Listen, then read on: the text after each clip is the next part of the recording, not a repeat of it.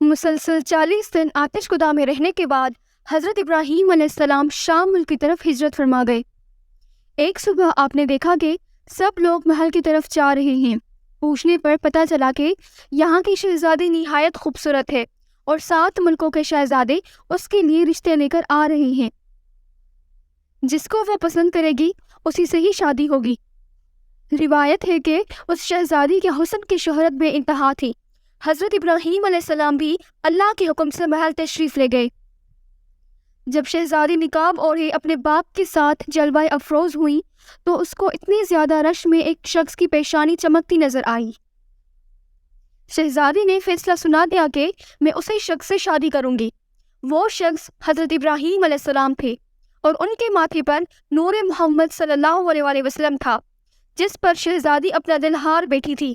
دوستو، وہ شہزادی حضرت سارہ علیہ السلام تھی۔ بادشاہ کی بہت منع کرنے کے باوجود بھی حضرت سارہ کا نکاح حضرت ابراہیم علیہ السلام سے ہو گیا۔ بادشاہ اسی لیے منع کر رہا تھا کہ یہ مسافر ہے اور اس کے پاس دولت بھی نہیں۔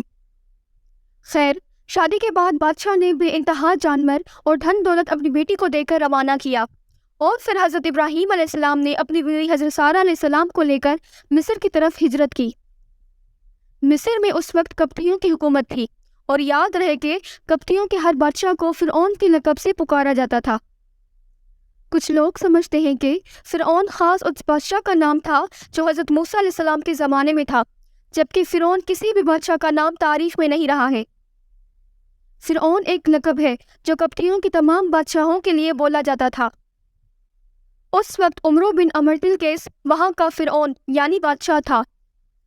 راستے میں کچھ لوگوں نے کہا، اے حضرت ابراہیم علیہ السلام، مصر کا بادشاہ بہت ظالم ہے اور وہ عورتوں کی خواہش بہت رکھتا ہے اور خاص طور پر نئی نویلی دلہنوں کا زیادہ شوقین ہے اور بہت جلد اس کی طرف مائل ہو جاتا ہے۔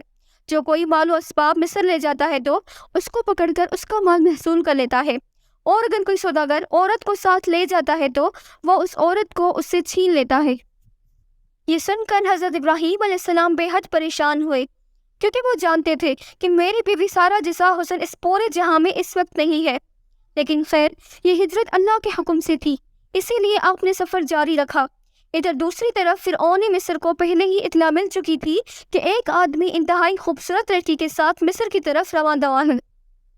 چنانچہ اس نے پہلے ہی اپنی فوجی دستے کو حکم دے رکھا تھا کہ جیسے ہی یہ لوگ مصر کی حدود میں داخل ہوں ان کو میرے پاس لے آنا۔ بس جیسے ہی حضرت ابراہیم علیہ السلام مصر پہنچے تو فرعون کے فوجیوں نے آپ کو گرفتار کر لیا اور محل میں لے آئے اور محل کے سب سے خوبصورت کمرے میں ان کو ٹھہرا دیا گیا۔ بادشاہ ان کے محل کے بارے میں اپنے کارندوں سے آگاہ ہو چکا تھا۔ اس کی نیت جو پہلے ہی خراب تھی وہ اب اور زیادہ برا ہو گیا۔ اب اس نے حکم دیا کہ اس لڑکی کو نہلا دھلا کر لباس اچھا پہنا کر میرے آرام گاہ میں لے آؤ۔ مالون کے حکم کی تعمیل کی گئی۔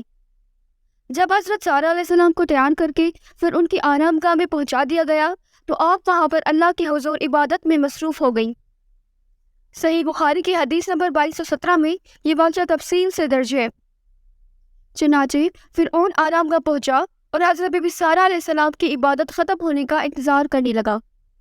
حدیث پاک کے الفاظ ہے کہ حضرت بی بی سارہ علیہ السلام اللہ پاک سے یوں دعا کی، اے اللہ، اگر میں تجھ پر اور تیرے رسول یعنی حضرت ابراہیم علیہ السلام پر ایمان رکھتی ہوں اور اگر میں اپنے شوہر کے سوا اپنے شرمگاہ کی حفاظت کی ہے تو تم مجھ پر ایک کافر کو مسلط نہ کرو۔ اب حضرت سارہ علیہ السلام تو کوئی عام خاتون تھی نہیں، بلکہ جناب سارہ بے شمار معنوی اور اخلاقی فضائل و کلامات کی حامل خاتون تھیں، اور فضائے الہی پر صبر و تحمل کے ساتھ راضی رہنا ان کی اہم خصوصیت تھی، اور خدا پر اعتماد و بھروسہ، عبادت و ریاضت میں خلوص اس خدا پرست خاتون کی دوسری صفتیں تھی۔ اگرچہ اب شادی سے پہلے ایک بہت ہی مالدار خاتون تھی، لیکن حضرت ابراہیم علیہ السلام سے شادی کے بعد بے پناہ مصائب و آلام برداشت کیے اور اس راہ میں نہایت صبر و تحمل اور خدا پر مکمل اعتماد کے ساتھ زندگی میں پیش آنے والی مشکلات کو سر کیا۔ اللہ نے آپ کی ہر دعا قبول فرمائی تھی۔ چنانچہ جب نماز پڑھ کر آپ کھڑی ہوئی تو فرعون گندی نیت سے آگے بڑھنے لگا۔ حضرت سارہ پیچھے ہٹنے لگی اور ٹھوکر کھا کر بستر پر جا گری۔ یہ دیکھ کر قبطیوں کا بادشاہ آگے بڑھنے لگا۔ جیسے ہی وہ آگے بڑھا بس اللہ پاک کا عذاب شروع ہو گیا اور اس کے پاؤں زمین میں دھنسنے لگے۔ یہ دیکھ کر بادشاہ کانپنے لگا اور معافی مانگنے لگا۔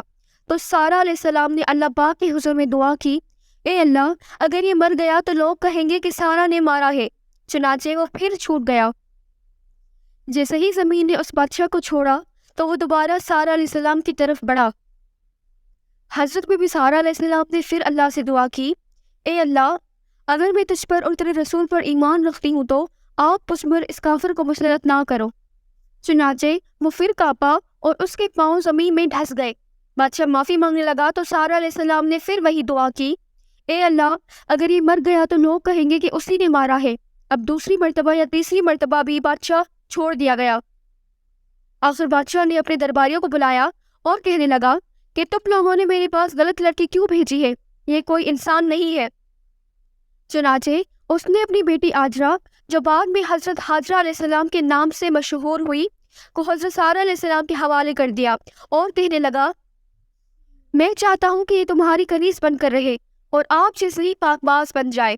پھر بہت ساری مال و دولت کے ساتھ بادشاہ نے اپنی بیٹی اور حضرت سارہ علیہ السلام کو رخصت کر دیا۔